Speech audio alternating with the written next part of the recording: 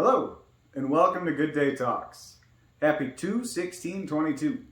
Today I want to talk about a handful of things from when I was growing up. I thought we were going in the right direction, and it seems like we're regressing now. We're going back to a time when no one wants to be. And I hope after the end of this, you see that it's happening as well, and hopefully we can change that. Hopefully we can get back to seeing everybody as people. So I want to talk first about a book that I just read called Woke Racism by John McWhorter. It's a fantastic book. I do have a link in my comments or in my description to where you can find this one on Amazon. Otherwise, you can find it at other stores as well, I'm sure. Amazon seems to be the fastest delivery of books that you can possibly get. And they've got a large library, and right now it seems like there's a big discount. Hopefully because they see that reading levels are at such a low pace that we need to have more people reading. And I think that's a true statement. We need people to be reading more. But I'll go into that further here. First thing though, I want to start with, and I have a quick clip coming up next for Martin Luther King's speech. But the one other thing that he brings up, which is from the Declaration of Independence, it's from the second paragraph, and it says, "We hold these truths to be self-evident, that all men are created equal, that they are endowed by their Creator with certain unalienable rights, that among these are life, liberty, and the pursuit of happiness." I agree with this 1,000,000%. Honestly, everybody deserves to live, laugh, and love. And here's a quick little clip. I have the full clip again in my description, but here you go. Because I have a dream that my 4 little children will one day live in a nation where they will not be judged by the color of their skin, but by the content of their character. I have a dream today. Honestly, we need to get back to that. We need to get back to just judging people on their character instead of casting them aside based on the birth lottery. You don't have a choice in which you're born. And everybody has the right to live, laugh, and love. It's a true statement. Next then is actually another one of my favorite actors then, or one of my favorite actors, which is Morgan Freeman. He's phenomenal. He really is. I love him narrating. He can narrate anything. I'll listen to anything he says. But he was on 60 Minutes a while back talking about just the very kind of same thing. So the same kind of way that I grew up. But here you go. Black History Month you find ridiculous. Why? You're going to relegate my history to a month? Oh, come on. What do you do with yours? Which month is White History Month? No, well, come on, tell me. Well, I'm Jewish. Okay, which month is Jewish History Month? There isn't one. Oh, why not? Yeah. Do you want one? No. I don't either. I don't want a Black History Month. Black history is American history. How are we going to get rid of racism until... Stop talking about it. I'm going to stop calling you a white man. Yeah. And I'm going to ask you to stop calling me a black man. I know you as Mike Wallace. You know me as Morgan Freeman. And it's hopefully can be as simple as that. Honestly, everybody deserves the right to live, laugh, and love. There's no ifs, ands, or buts about it. Anybody who's telling you anything otherwise does not have you in mind. There's an ulterior motive. There's something else going on. So moving on from there, in the book, there's 3 steps that John McWhorter comes out with that says how potentially we can better the situation for a lot of people out there. And the first one is end the war on drugs. So the war on drugs has done, it may have done some good, but majority of it has been incarcerating lots of people. And the issue with all the massive incarcerations is that while the parents of children are being locked up in prison, they can't generally help their child at all, because most of the time there's visitation is limited, and outside of that, you're not there to actually structure and coach your child. If you can't structure and coach your child, there's a lot of values that are getting left out. And I've got both of these articles I do have in my description, but the first one is for decades and counting, the continued failure of the war on drugs. Now the other is, of course, the controversial 1994 crime law bill that Joe Biden helped actually write. These both have led to a mass incarceration of the minorities and also the low-income people out there, and especially in the inner cities and a lot of different people. There's no reason for having this much of a disaster. So in his book, McWhorter's book, he actually does state if we make drugs all legal, then there won't be a market for it. Then there won't be an avenue for people to not just go and get a job then, but then to just go and sell drugs. So if you don't need to be educated to sell drugs. Your smartphone has a calculator so you can see how much XYZ it costs to buy things and whatnot. We need people to actually be employed. We need people to actually be more beneficial to the society. So that's one of the steps. And then next from there is exactly what I was talking. Both parents need to be available and need to coach their children. There's a duality in all things. So you get different perspectives from the father and different perspectives from the mother. So both perspectives come together and can coach the children a little better than just having a single parent try to do it all, while working then to be able to actually support the child, to be able to go to school, to be able to feed the child, and be able to hopefully have the best success possible. The American dream, from what I've heard from a lot of different people in my growing up, is to have your children do better than you do. And the issue is currently, we're not seeing that at a mass scale. It's some people have it, other people don't, and it should be available for every single human being. The other great thing from the book, right in the introduction, is that this movement, this whole new movement of the wokeness, is anti-human. And I agree with that 100%. We need to go back to everybody has the rights that are in our Constitution and in our Bill of Rights. Honestly, everybody deserves to live, laugh, and love. Moving on from there then is one of my other favorite actors then, Denzel Washington. I love him so much. My first movie I remember seeing as a kid was Virtuosity. Virtuosity was great. It's him and Russell Crowe. And honestly, if you haven't seen it, I recommend it. It really is good. But this here goes into a little more detail, or at least an example of what I was just mentioning with both parents being available. So here you go.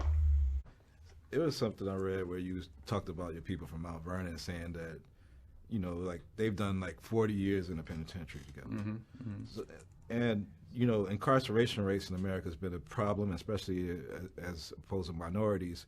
And Roman delves into this, the issues around the legal system. Do you think we've made any headway in the legal? I think it's more important to make headway in our own house. By the time the system comes into play, the damage is done. They're not locking up 7-year-olds. Yeah. You know, I was in Chicago a couple of 3-4 weeks ago, and we saw these little kids on bikes with masks on the side of their head, like 5 or 6 of them. And the driver said, "Yeah, they're little yummies." I said, "Who?" He said, "Little yummies. Look up, Google Little Yummy." Little Yummy was an 11-year-old murderer. Wow. And you look at his picture, you'll see the headshot of him, and he's like this. And he got murdered at 11 by a 14-year-old. Wow. Who's doing life now, and a 16-year-old. That makes no sense. You blame the system? Where was his father? Yeah. It starts in the house. It starts in the home. And yeah, well, my father got locked up. Well, where was his father? Yeah. You know, like I did talk about my 3 closest friends, and they did, 15 to 25. One did 28, this and that. I was the only one of the 3 that had a father in my life, even though my parents were together. But I still had a father who was a gentle man and a good example, and they didn't. We can blame the system if we want, but they didn't lock any of us up at 7. Yeah. We were all doing enough to get locked up. At 13, my parents sent me in another direction. They didn't have anybody to help them, and they kept doing what they was doing, and the system got them. So I don't. The system is rigged, but why? All the more reason not to help it. And so, if both parents are available, there's so much better opportunity for the child to succeed in life. So moving on from there then, the second step that he says in the book, in the end, is teach reading properly. Reading needs to be a main focus for all of our children. We need to be able to have our kids to read. That's, if they don't read, then you can't think deeply about something. Reading does unlock a lot of different things with your brain. Imagination is another great thing that it actually unlocks in your brain. These are different main factors to have a successful society, is having the ability to read. Also, you're able to hold a job better. Also, you'll be able to think positively about things. And you'll be able to see different perspectives a little bit different if you can read different things. So when you read, it unlocks a lot of different benefits for the whole society. So we need to focus on making sure our children know how to read. We need to get off of our phones, get off of the movies, get off of the TV. We need to get back into books. And if our parents start reading more books, then the children will adopt it. Children need to see what parents are doing, and they love their parents and they idolize their parents. And if their parents are doing something and see that they enjoy doing something, then the kids will do it more frequently or more often and adopt it themselves. But otherwise, if you're trying to teach how to read, there's a couple different ways. The best ways is honestly probably phonics. Phonics is the pronouncing the actual letter and making it into a word. So as that works, then otherwise, I do have a link also for teaching how to teach a child to read 9 fun and easy tips. So if you have a child that's having a difficulty reading, this might help. Otherwise, the phonics will definitely help. There's a lot of different options, and also there's different schools out there too. But if you don't want to pay for a school, I don't blame you, especially with how much everything costs today. Doing these things, teaching your kid, showing your kid, sitting with your kid, and open a book, open a couple of books, show them different magazines then even. The ability to read needs to happen. We need to start progressing in that direction. Next then, we cannot depend on our school system anymore to help our children. They obviously are against them. They're teaching them different things that people don't agree with and getting away with it, and also making a decent buck doing it. And on top of that, the grades are failing right now. So as of right now, especially with the pandemic and the shutdowns and the at-home learning, kids aren't learning the way that they used to. And on top of that, our teachers' unions are pushing for more remote learning. Think about every time you've ever watched a video. Think about every time you've ever seen anything on your phone. Do you retain it? No. The other thing is the lower income families are hit the hardest. The lower income families don't have access to computers a lot of times. The lower income families don't have access to the internet a lot of times. And on top of that, more than likely, the kids don't have a safe, quiet place to actually learn. And if you don't have a safe, quiet place to learn, it's even more difficult to learn. So just like the Facebook, like I spoke last week, that's stealing your attention, imagine all the other distractions that the kids have at home when they're trying to process a new theory from a teacher. I can't even imagine it. It's absolutely insane. We need to get back to in-person learning. We need to make sure that all teachers are teaching the fundamentals also that the parents want within their kids. And if it's not, make sure that you're doing it yourself, because we can't keep relying on somebody else to teach our kids. It has to come from the parents, because the parents are the most effective when it comes to teaching kids something. That's a true statement. The other statement, though, is right now they're reducing a lot of the different books out of the curriculum. So one of them is To Kill a Mockingbird. I actually just picked this book up again. This is like one of the only books I remember from school.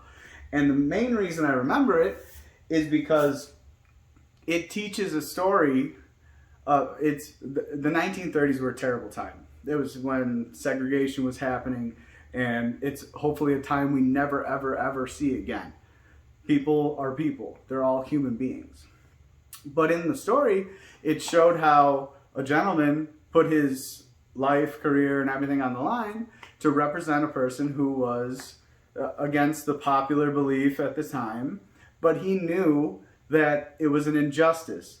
The gentleman didn't commit the crime that he's been accused of, and he did everything he could to make sure that he defended him properly and had a just due process. That is a huge thing, a huge message of unity.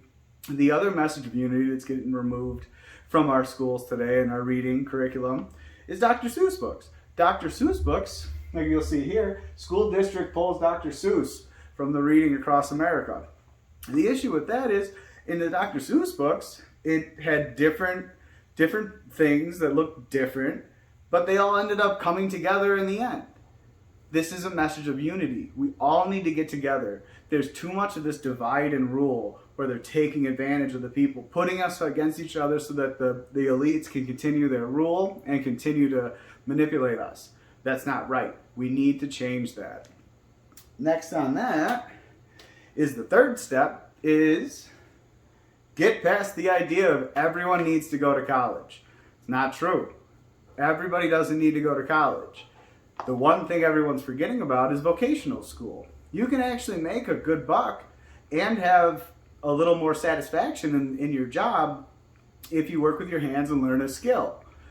Think about all the electricians out there. We have a deficit of electricians. We don't have enough plumbers. We don't have enough HVAC people. There needs to be more people that know how to do things.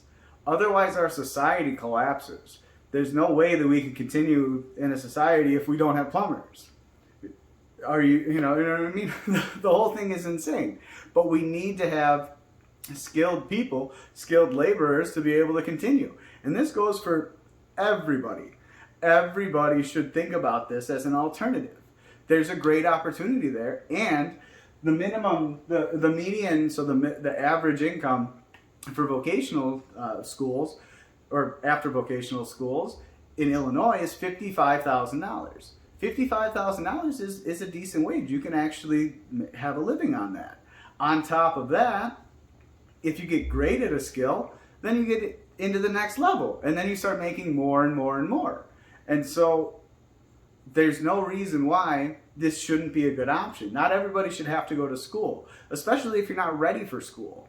At college, I didn't go to college, but at college you have the reading level is at such a higher rate, which if you remember from last week, I even discussed that our high schoolers are reading at a 5th grade level.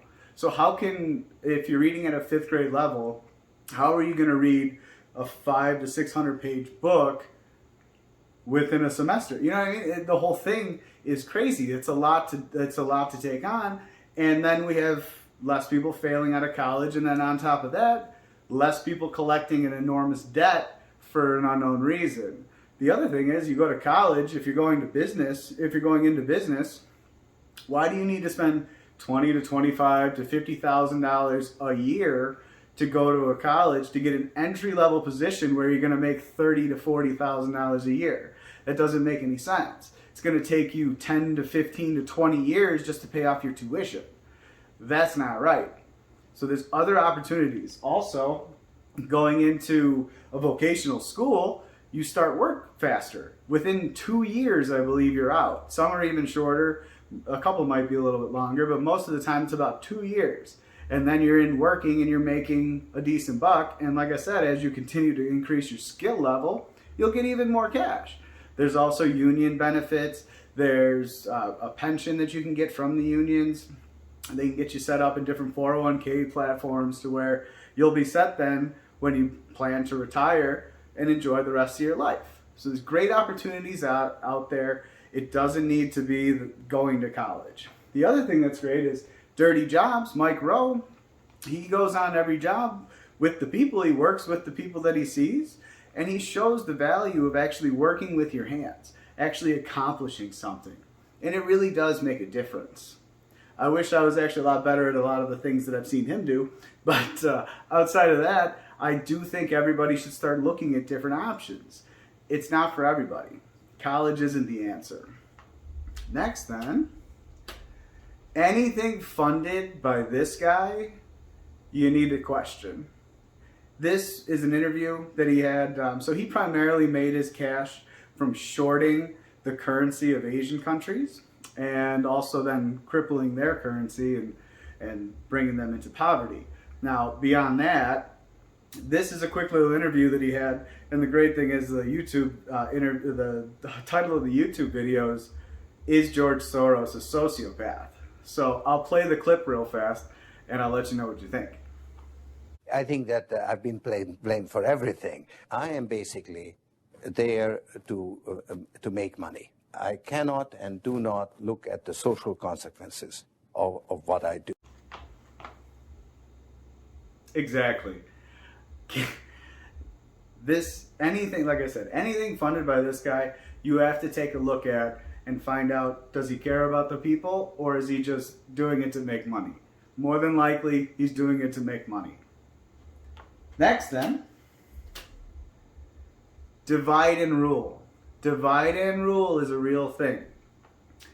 This right here is after school, put on a great video. They did the illustration for a talk that Vandana Shiva did, where she explained how in India, after they kicked out the East India Company, they brought in a new rule, a new paradigm of divide and rule, to where they made everybody register for certain things and they tried to pin everybody against each other. That's what's been happening, honestly, to us for the longest time. But it's happening really strongly again right now. And we really need to start paying attention to that and start to ask our politicians and the people on the media, what are they actually doing for us? Are they doing anything for us, or are they just using and abusing us again? The next thing then is the Hidden Agenda. The Hidden Agenda is 6 documentaries that G. Edward Griffin put on. These are from the 60s. And they really discuss, if you watch them, I recommend everybody watch them. Once you do watch them, you'll see that the same things that they did back then are still happening today. And just under a different guise or under a different message or whatever the case is. But they're still taking advantage of us, taking our money, and pinning us against each other without our knowledge, essentially. But this list is from UFO TV, and then this list over here is actually from my YouTube documentaries and conspiracies playlist. So I have the links again in my description, so you can watch them. If you want to watch them for free, you can watch them on YouTube. If you do have Prime, I don't believe it's available anymore with a Prime membership, but with Amazon, they do have it. You can purchase it. Otherwise, if you have UFO TV, the subscription, then you'll be able to find it. Just search Hidden Agenda. After that, this is something that I kind of briefly spoke about before, but Psaki calls for censorship of Instagram. So what they're doing is they're they're eliminating free speech, because if you talk misinformation about COVID, then you're deplatformed off of Facebook, Instagram, Twitter. YouTube has gotten a lot better as far as it seems with people being able to speak their message. They haven't canceled me yet. But outside of that, White House flagging posts for Facebook. But then this one down here is a new one where the Canadian truckers have been on protest for a few weeks now. And I'm so thankful that they are. Please, I hope that Justin Trudeau comes out of hiding to be able to speak with the truckers, and on top of that, remove the simple ask that they have. They're just trying to remove the vax mandate and the mask mandate for the truckers. The truckers are generally sitting in the cab by themselves, so why do they need to wear a mask? And then on top of that, if they're also generally sitting in the cabs by themselves, why do they need to be vaccinated? And the other thing is most of them already are vaccinated. It's just a mandatory thing shouldn't be. That's an authoritarian role. That's a dictate, a government dictate that they're just putting on the people, which is against their freedom of choice. So that's one thing everybody needs to keep paying attention to. But if you look, our government, which America, the land of the free, U.S. offers Trudeau government help to end border blockade. White House says Homeland Security Chief urged Ottawa to use its powers to quash the blockade. So here in America, the land of the free, we're telling this other party that they need to crush the freedom of these people. That's not right. We need to start asking our politicians what they really stand for. Did they ever read the Declaration of Independence? Did they ever read the Bill of Rights? Did they ever read any of these things that they are supposedly defending and the reason we elected them? That's the real question. Next then, you'll probably read or heard at least that our national debt is the highest it's ever been. $30 trillion. $30 trillion in debt. Now, the deficit is nowhere near my generation of taxes paying it, or the generation beyond me, or that generation beyond them, and so forth. Who knows when it'll actually be paid off, or if it will ever be paid off. But why should we be paying all this extra money every year? For what? What are they doing for the people? It seems like life has kind of gone downhill for a little while now. There's no reason why, well, at least the past 2 years now, why is our life getting worse and we're paying more money? It doesn't make any sense to me. Like, we should get what we pay for. I did a quick little search to see how much the Congress makes. So on average, anybody in the House of Representatives or the Senators, they're making $174,000 a year. $174,000 a year. Seems like a decent buck for how, I mean, it doesn't seem like they're there that often, especially now in these Zoom call days, to where they're literally sitting at home. They're sitting at home all day, and then just, if they even show up to vote on something. Some of them are going in, which is great. There's some of them that are still helping the people, but $174,000 a year seems kind of high. The other great thing you might have heard of is Nancy Pelosi makes millions of dollars. Millions of dollars off of stock trades. So I'll just ask a quick little question. If you knew you were going to shut down the country in March 2020, do you think you would have been able to move your assets to the proper location to where they succeed? I mean, that sounds like insider trading if I ever said anything, but you or I ever do that? Prison, long time. But now the best thing about Nancy Pelosi is that she was asked that question a couple of weeks ago, and she was not sure about it.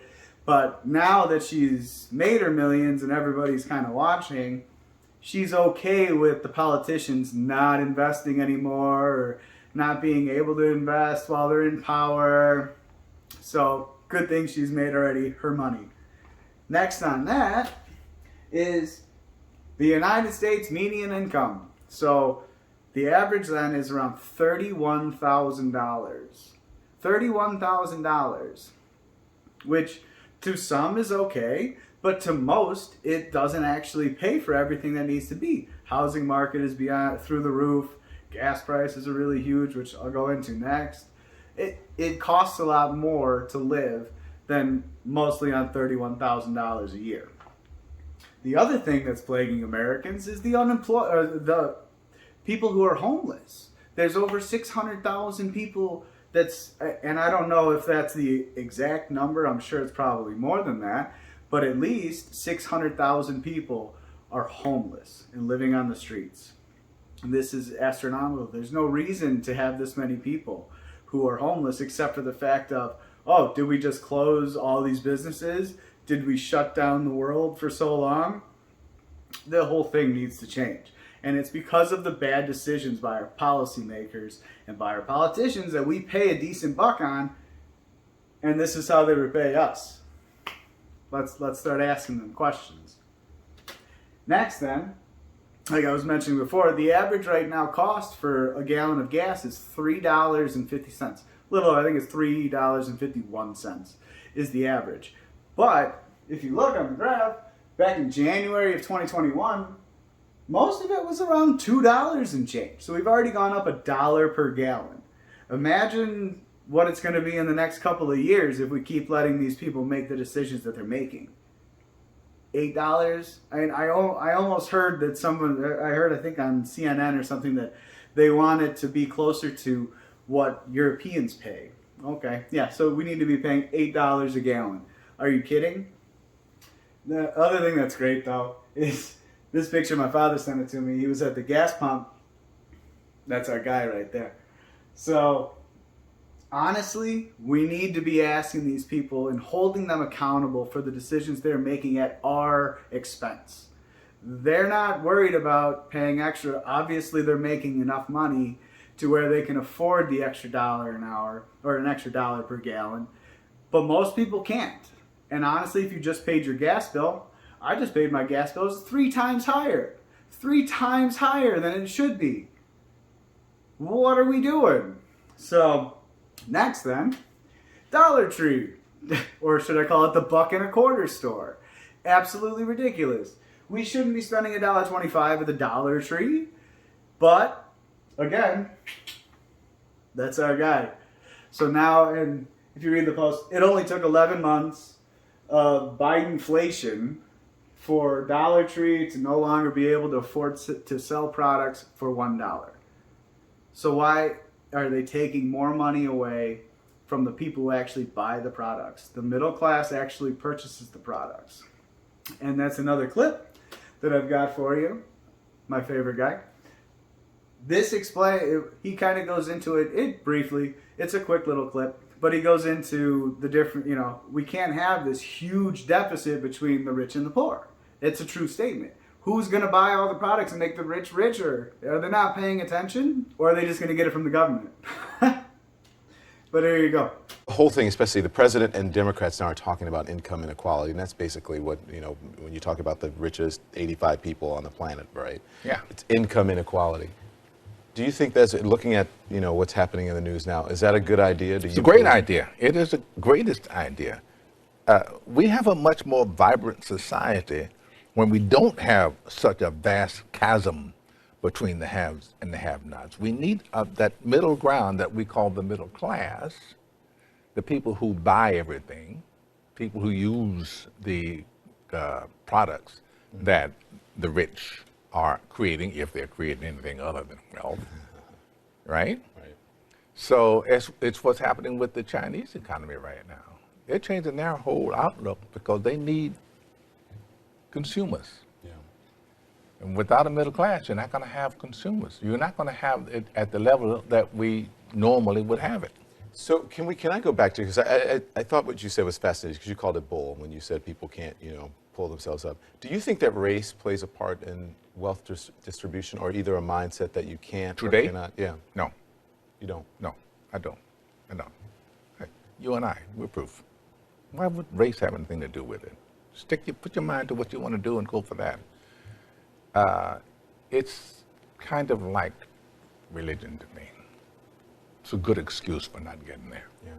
Yeah. I said, and it's probably get me in trouble, but I said to some of my colleagues recently, so I know that it's an issue, but it seems like every single day on television I'm talking about race, and it's because of the news cycle, it's in the news, but sometimes I get so tired of talking about it, I want to just go, this is over, can we move on? And if you talk about it, it exists. Right. Yeah. It's not like it exists and we refuse to talk about it, but making it a bigger issue than it needs to be is the problem we have. So I understand you recently had a birthday. You're 27? No. Got that all 37. 37. Yeah. We have a little Gee whiz. surprise for you. Can we get it? There you go. Oh, no. That's more like it. There you go. Happy birthday, sir. Thank you, Don. Thank you for joining us here. Oh, it's a pleasure to be We here. appreciate Pleasure to you. talk. So, And then one thing, the only thing I can say is that if we're going to defund anything, we need to defund the politicians. If we start to do that and start asking them and making them accountable for what they're doing, we might actually get some results that benefit the actual people. So other than that, I want to thank you so much for watching, and I'm going to leave you on the last note. This is from The Last Farewell Warning from George Orwell. He wrote 1984, which, if you read 1984 or have read 1984, you'll see that our society is actually pretty close to what he was talking about in there, and the direction we're going is absolutely 1984. So, thank you again. I hope you have a good day, and here you go. By the time Orwell married Sonia Brownell, 1984 was written, after which he would never leave his bed again.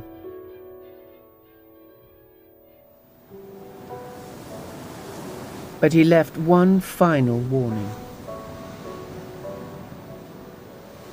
1984 is, I believe, a quite terrifying masterpiece. So terrifying, in fact, I don't think I should like to read another like it.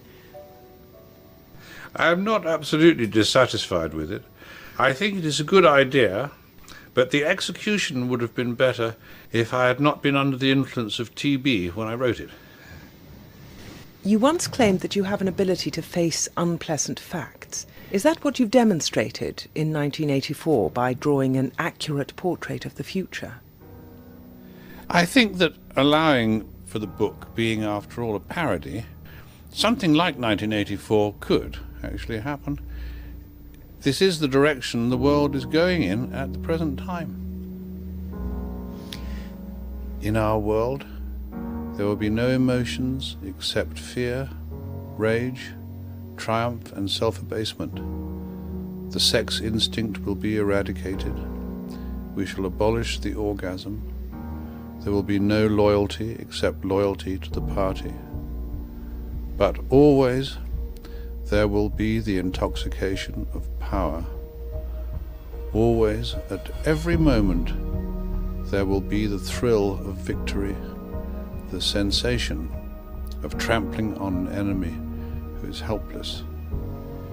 If you want a picture of the future, imagine a boot stamping on a human face forever. The moral to be drawn from this dangerous nightmare situation is a simple one. Don't let it happen.